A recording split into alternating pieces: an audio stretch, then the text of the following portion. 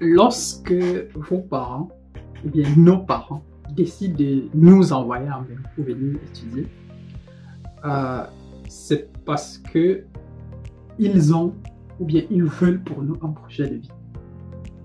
Et seulement, moi, ça va bientôt faire 5 ans que je vis en Allemagne et j'ai vu des gens courir droit vers le mur. Mais bon, c'est chacun qui vient, comme on dit souvent, c'est chacun qui est venu, sont venus dans ce pays. Et du coup, on ne peut pas toujours être là en train de dire aux gens ce qu'ils doivent faire. C'est-à-dire, on ne va pas refaire l'éducation des adultes et puis on ne va pas se comporter avec les adultes comme si c'était des gamins. Donc voilà, dans cette vidéo, je ne suis pas là pour te donner des leçons de vie. Je ne suis pas là pour te donner des leçons de vie. Mais cette vidéo, elle s'adresse beaucoup plus à nos jeunes petits frères et nos petites sœurs qui viennent derrière, qui veulent étudier en Allemagne. Donc, c'est vrai, je vais beaucoup parler de l'Allemagne ici, mais ce que je vais dire en Allemagne, minimum à 80%, ça peut s'appliquer aux États-Unis, ça peut s'appliquer au Canada, ça s'applique en France, ça s'applique en Suisse, en Belgique, où vous voulez, en Lettonie ou à Chypre ou en Turquie. Ça peut s'appliquer où vous voulez. Parce que obtenir un visa pour venir et pour étudier à l'étranger, déjà ça coûte excessivement cher. Et lorsqu'on arrive donc dans un pays étranger pour étudier, il faudra un certain nombre, il faudra une certaine discipline pour conduire à bout ce projet-là. Sinon, ça ne va pas marcher. Donc, si tu me découvres pour la première fois, moi c'est Landry, je suis étudiant camerounais, je vis à Cologne et j'accompagne les gens qui veulent voyager. Sur notre chaîne ici, Parlons Voyage, nous parlons généralement des visas, de voyage, des migrations et de tout ce qui tourne autour de la mobilité des personnes.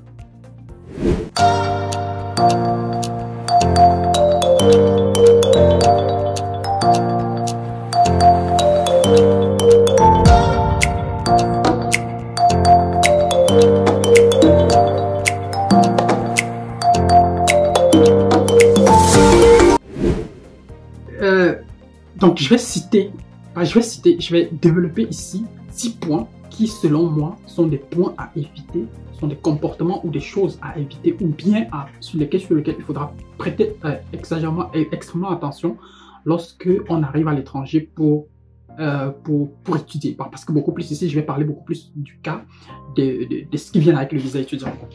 Donc, la première des choses, c'est que nous venons d'un pays, dans la plupart des cas où nous avons grandi dans les maisons familiales, nous avons vécu dans des maisons familiales, très peu sont sortis peut-être pour aller habiter dans les cités estudiantines, dans les universités, en Guayaquil ou je ne sais pas du côté de Douala ou à Soa, peu importe où vous avez fait votre université, Boya, tout ça.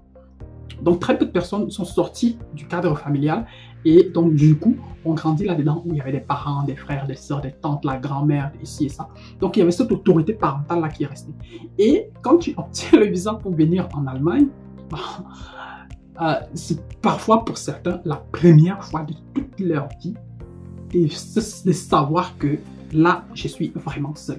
Là je dois tout organiser seul. Je dois ranger personne ne va me demander de ranger ma chambre. Je dois préparer pour moi-même. Je dois organiser mon temps. Je dois faire ci, je dois faire ça.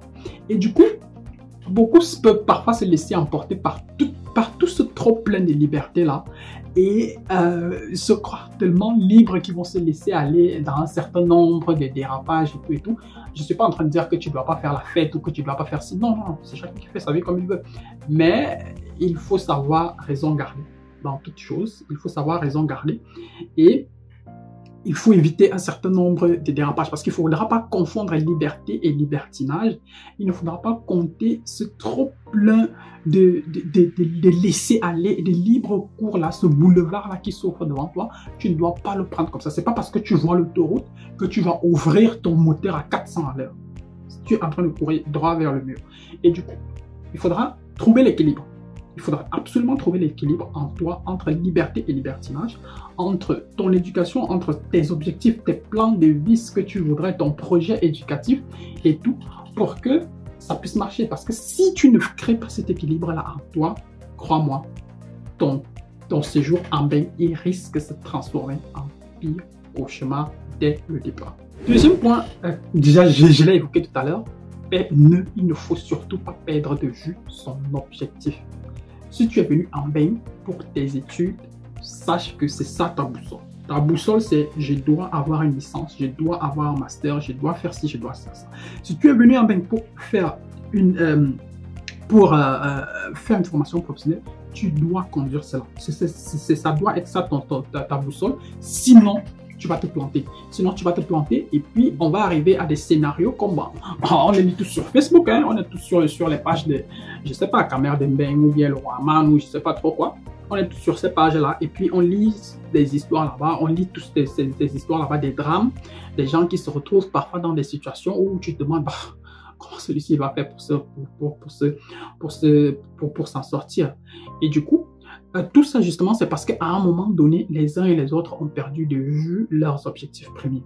Donc, il ne faut surtout pas perdre de vue ton objectif premier. Si tu es venu ici pour étudier, peut-être ça peut te prendre 4 ans pour avoir une licence, 5 ans pour avoir une licence, mais tu dois te dire que tu dois absolument avoir ce papier-là. Tu dois avoir ce diplôme-là parce que c'est ce papier-là qui va te permettre de te sentir en liberté, de te sentir libre dans ce pays, de pouvoir te mouvoir, de pouvoir faire ce que tu as envie de faire, de pouvoir travailler, de pouvoir avoir un boulot, entre parenthèses, décent pour pouvoir subvenir à tes besoins dignement et faire quelque chose qui te plaît plus ou moins, du moins quelque chose qui est en lien avec plus ou moins ce que tu auras étudié ou ce que tu auras fait comme formation professionnelle.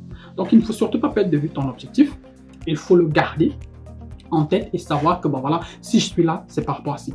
Maintenant, pour une petite parenthèse, ceux qui veulent, ceux qui sont en procédure et qui souhaitent avoir un visa étudiant ou un visa formation professionnelle, ceux qui veulent engager des procédures de voyage, vous pouvez nous contacter. Vous pouvez nous contacter ou vous pouvez passer dans l'une de nos agences. Nous sommes situés à Yaoundé, à Messassi, ou bien nous sommes situés également du côté de Douala, du côté de BP City à Douala. Nos contacts, vous pouvez les avoir aussi bien dans la description de cette vidéo que certainement actuellement à travers un flyer qui est en train de passer pendant que je suis en train de parler.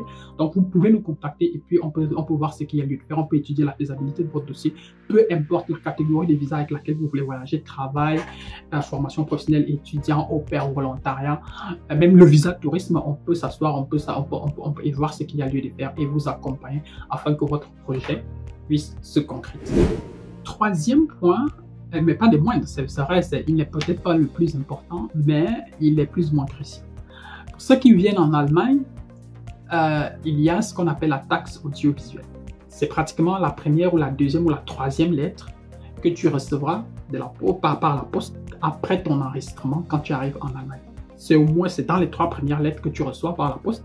On va te demander de t'enregistrer parce que tu dois payer cette taxe-là. Toute personne vivant en Allemagne est obligée de payer cette taxe qui, je crois, elle est de 17,50 € par là, sauf si je me trompe. Hein. Elle est de 17,50 € par là. Bon, beaucoup décident de ne pas payer cette taxe-là. Bon, si tu viens en Allemagne juste pour un séjour de 3 mois, bah, tu peux gribler et puis tu rentres chez toi.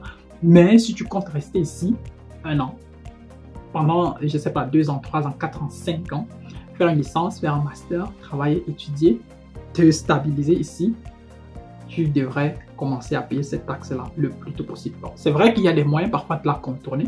De se faire enregistrer à travers, je ne sais pas, de s'enregistrer sur ce site-là à travers le compte d'une personne qui paye déjà et peut-être comme ça, vous pourrez partager les coûts entre vous deux.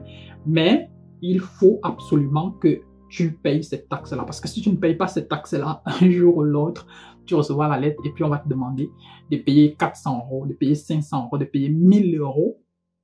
Et parfois aussi, ce sont parfois des situations où vous pouvez vous retrouver en justice. Hein.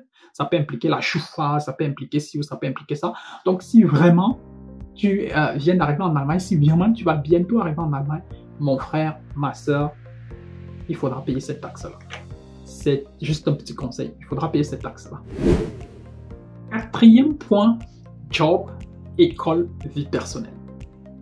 Tu vis en Allemagne, tu es étudiant étranger, tu viens du Togo, du Congo, de la Côte d'Ivoire, du Cameroun, du Gabon. Pour la plupart des cas, à plus de 80%, on ne reçoit pas d'argent du pays. Moi, j'ai jamais reçu l'argent du pays. Et du coup, je dois tout financer moi-même. C'est-à-dire l'école, je dois payer mon école moi-même, je dois payer l'assurance, je dois payer la maison, je dois me vêtir, je dois me nourrir, je dois faire ci, je dois faire ça. Et il faut faire le permis, je dois financer tout ça. Il faut voyager, tu dois financer tout ça par toi-même. Du coup, tu dois travailler. Du coup, vu que tu es venu ici pour l'école, tu dois aller à l'école. Maintenant, à côté de ça, tu as ta vie personnelle. Tu peux avoir ton copain, ta copine ou je ne sais pas trop. Bref, tu as une vie personnelle et il faudra absolument trouver l'équilibre entre les trois parce que les trois vont ensemble. Les trois ne peuvent pas être dissociés et il faut absolument trouver l'équilibre entre ces trois-là. Quel que soit X, il y aura des moments où un pourra peut-être prendre le pas sur l'autre, mais il ne faudra pas laisser que l'un prenne le pas sur l'autre sur le très long terme. Parce que sinon, ça peut avoir des conséquences pour ton compte bancaire. Si jamais, par exemple, tu vas trop à l'école et que tu ne vas plus travailler, il n'y aura pas d'argent dans ton compte bancaire. S'il n'y a pas d'argent dans ton compte bancaire, tu ne pourras pas payer tes factures. Si tu ne peux pas payer tes factures, tu auras les problèmes avec l'assurance. Si tu as les problèmes avec l'assurance, tu peux te faire matriculer à l'université, ce qui va t'empêcher de continuer à aller à l'école. Si tu ne peux pas, par exemple, payer ton loyer, bah, tu vas te retrouver sans logement et du coup, si jamais nous sommes en décembre ou en janvier, mon frère, ma soeur, tu as un vrai problème. Tu as véritablement un vrai problème parce que sous, je ne sais pas, moins 1 ou moins 2 degrés, sans logement, ça va faire mal. Ça va faire très très mal. Donc du coup, il faut absolument trouver l'équilibre entre les trois.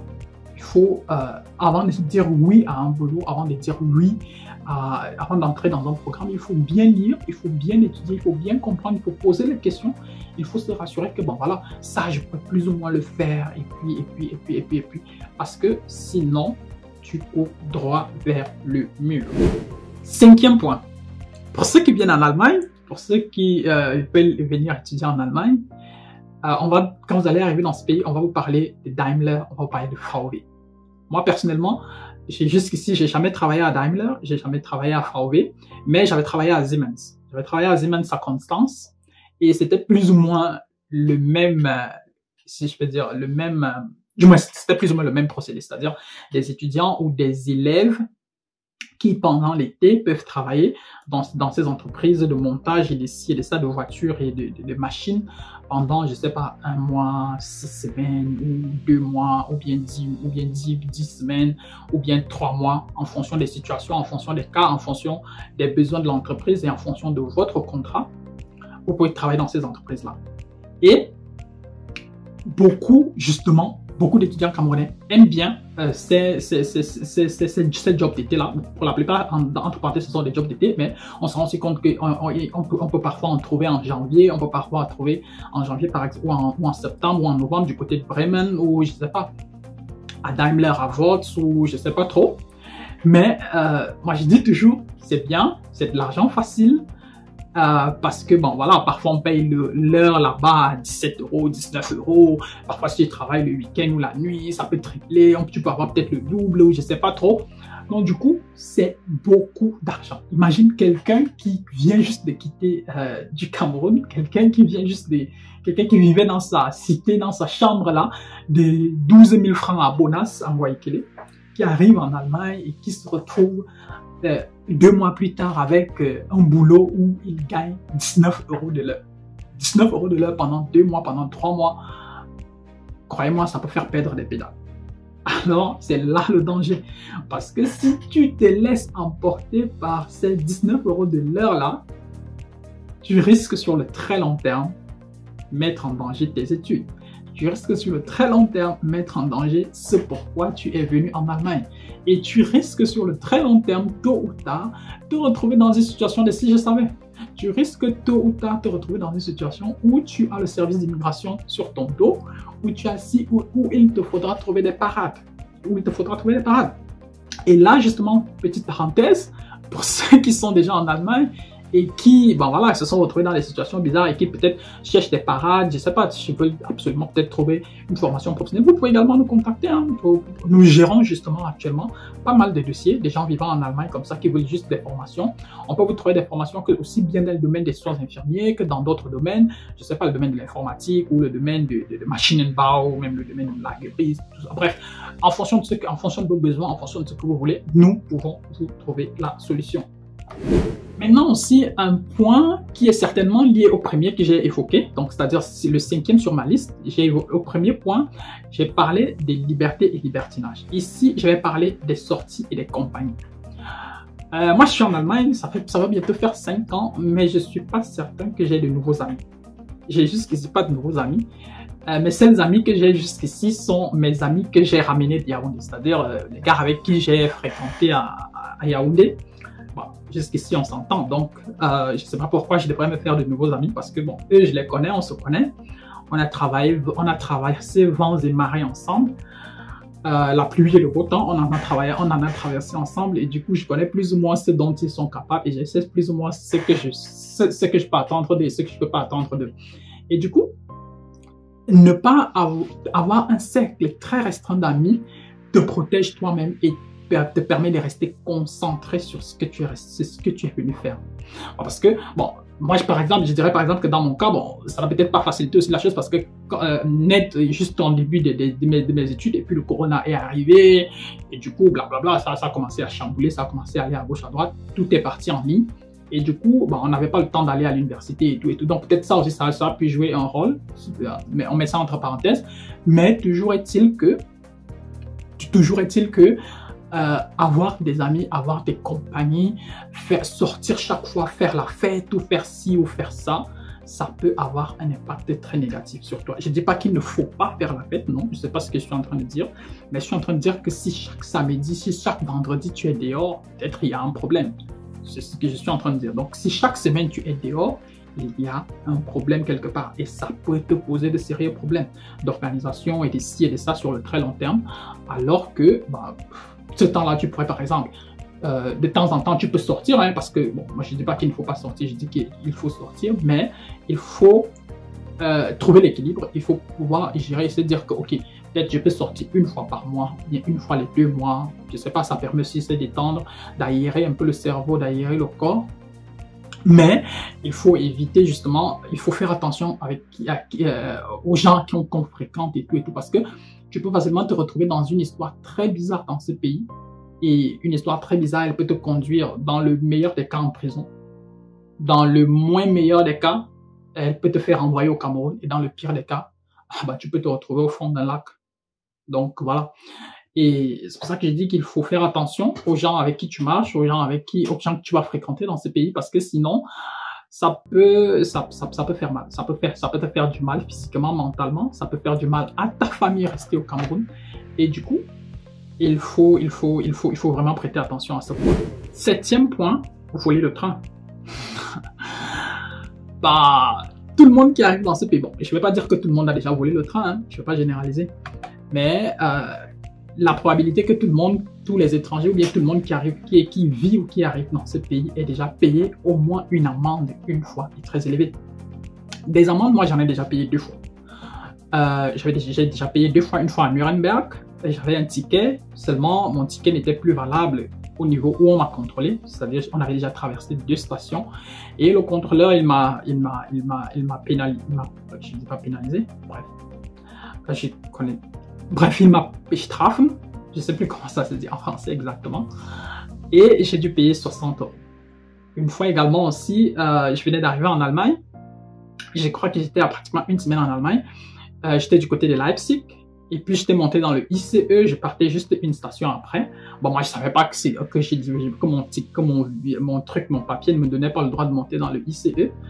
Et du coup, on m'a contrôlé là-dedans et j'ai dû payer 80 € pour moins de 10 minutes en ICE.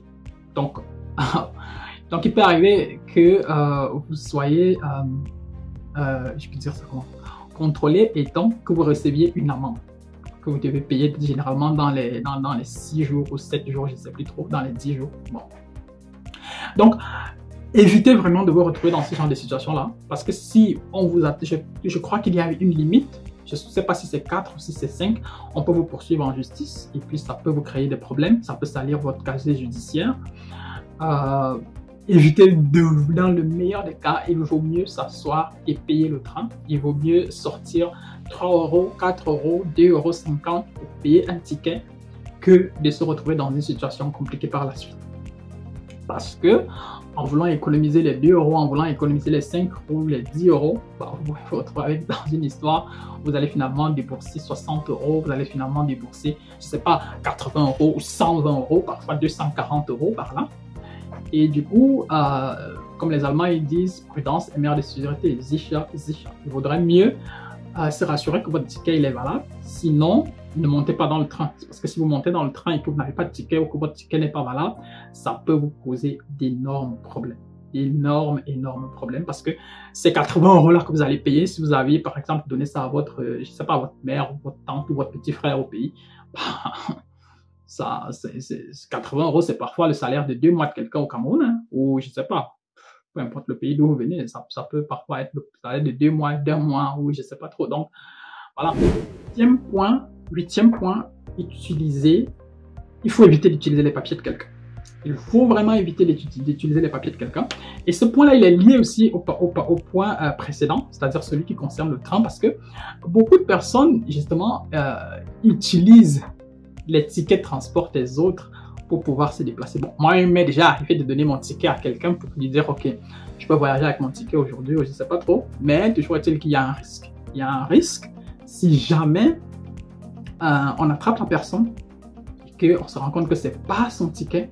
Vous devrez justifier pourquoi une autre personne avait votre ticket. Dans la plupart des cas, ce sont des cartes d'étudiant parce que la carte d'étudiant te donne le droit de voyager dans la plupart des cas dans une certaine zone. Et ceux qui viennent en Allemagne, justement, et ceux qui vivent dans la région du Nord-Rhin-Westfalen, la région où se trouve Cologne, où j'ai vis et où j'étudie, savent que la carte d'étudiant dans cette zone-là, dans cette région-là, elle est extrêmement puissante, elle est extrêmement avantageuse pour les étudiants parce qu'elle permet pratiquement de se déplacer sur pratiquement, je sais pas, je sais pas quel nombre de kilomètres, mais parfois ça peut aller sur des voyages qui peuvent parfois aller jusqu'à 3 heures, 4 heures de temps. C'est-à-dire, s'il faut quitter de Aachen jusqu'à Osnabrück, c'est-à-dire en passant par Cologne, Düsseldorf, Essen, Bonn, Bochum, ça fait quand même beaucoup. Et du coup, dans cette zone, justement, beaucoup de personnes achètent les tickets étudiants et achètent les titres de transport étudiants pour pouvoir, certaines personnes pour pouvoir voyager avec eux. Donc, tout est bien tant qu'on n'a jamais attrapé personne, mais c'est le jour qu'on attrape parce qu'il y a toujours des histoires. On a toujours lu ça. Il ne se passe pas 2 mois sans que quelqu'un me dise quelque part qu'on m'a contrôlé dans le train, j'avais le ticket de transport de quelqu'un d'autre. Et voilà, on demande de justifier, on demande à la personne à qui ça appartenait et tout. Et du coup, vous pouvez vous retrouver facilement dans des sales draps et ce qui n'est pas vraiment à souhaiter. 8e point, éviter les problèmes avec le service d'immigration. Éviter les problèmes avec le service d'immigration. Quand je dis avoir les problèmes avec les services d'immigration, ça veut dire vous vous mettez par exemple dans des situations où vous êtes peut-être hors limite pour pouvoir terminer vos études, ou bien vous êtes exmatriculé de l'université, ou bien vous avez rompu un contrat sans en avoir un autre, ou bien je ne sais pas trop. Bref, évitez toute situation qui pourrait vous mettre en conflit plus ou moins direct avec le service d'immigration parce que les services d'immigration, comme son nom l'indique, c'est eux qui sont responsables de votre dossier, c'est eux qui décident si oui ou non vous restez dans ce pays. Et du coup, il faut éviter au maximum d'avoir des problèmes avec eux. Mais maintenant, vous ne pouvez pas toujours tout éviter. Hein. C'est-à-dire, vous pouvez par exemple arriver au service d'immigration et puis on vous attribue un Sachbearbeiter, je ne sais pas comment ça se dit en français, un responsable, la personne qui est responsable de votre dossier. Parfois, vous cherchez juste des problèmes pour rien du tout, ou je ne sais pas, la personne peut être raciste, ou je ne sais pas trop. La personne peut ne pas juste aimer votre tête, ou bien la personne peut être juste compliquée. Comme ça, parce que j'ai par exemple déjà entendu des histoires par exemple sur le Ausländerbehörde de Bayreuth par exemple, où on dit que la personne qui s'occupe des noms de A à M est extrêmement compliquée. Bon, je ne sais pas de qui il s'agit, mais beaucoup de personnes m'ont déjà dit que de ce côté-là, le monsieur, parfois, il est compliqué et qu'il peut vous chercher des problèmes, des pouces sur la calvitie, alors que vous n'avez pas de cheveux, mais vous cherchez quand même des pouces sur la tête. Donc du coup, dans le meilleur des cas, évitez d'avoir des problèmes avec le service d'immigration, parce que sinon, vous pouvez dormir aujourd'hui, je ne sais pas, à Hannover, et puis lentement vous vous réveillez à Douala. Donc voilà. Dernier point, qui est certainement aussi lié au précédent, il faut toujours avoir un plan B. Toujours avoir un plan B. Quel est ton plan B? Parce que quand je dis avoir un plan B, c'est qu'il faut y avoir pensé dès la base. C'est-à-dire, il faut toujours se dire que, ok, si jamais je fais ça et que ça ne marche pas, quelle est mon option? Il faut savoir plus ou moins sur quoi est-ce qu'on pourrait tomber comme option. Mais bon, le plan B, c'est le plan B, c'est pas votre plan A. Donc, c'est vraiment un plan, une sorte de gilet de sauvetage que vous sortez pour, à un moment donné, se dire que, OK, l'objectif pour le moment est d'abord de rester. Une fois que je reste, je vais régler je vais gérer la suite. Donc, si l'objectif est d'abord de rester, alors il faut vraiment s'atteler à ce que ça marche. Donc, pour ça, il faudra avoir un plan B. On a par exemple déjà lu des histoires des personnes qui te disent, bon voilà, je ne vais pas mentionner tout ça ici. Je vais vous mentionner tout ça ici, mais comme je dis, il faut avoir un plan B. Si les études, ça ne marche pas, il faut déjà commencer à penser, soit à avoir les papiers, et ce n'est pas moi qui vais vous dire comment avoir les papiers, vous le savez déjà. Il faut chercher soit à avoir les papiers, ou alors chercher peut-être l'option B qui sera peut-être une formation professionnelle ou je ne sais pas trop, le temps que la tempête passe, que tout se calme et que vous puissiez reprendre le cours de votre vie normalement. Donc voilà, en gros, plus ou moins quelques points, quelques conseils, quelques points de partage que nous voulions partager avec vous. Dites-nous en commentaire ce que vous en pensez. Quel est votre avis sur ci ou sur ça? Si par exemple on a évoqué des points et puis vous dites que ben voilà, on aurait peut-être pu évoquer d'autres qu'on aurait peut-être oublié ou bien qu'on aurait pu les aborder, on aurait dû les aborder sous un autre angle, dites-nous en commentaire. Et puis voilà, donnez-nous vos impressions, qu'est-ce que vous pensez de la thématique et tout. Et puis on verra ce qu'il y a lieu de faire. Merci d'avoir regardé la vidéo. Si jamais elle vous a plu, n'hésitez pas à liker, n'hésitez pas à partager, n'hésitez pas de vous abonner à la chaîne pour pouvoir recevoir les notifications pour les prochaines vidéos. Et on se dit à la prochaine. Porte-toi bien. Ciao, ciao.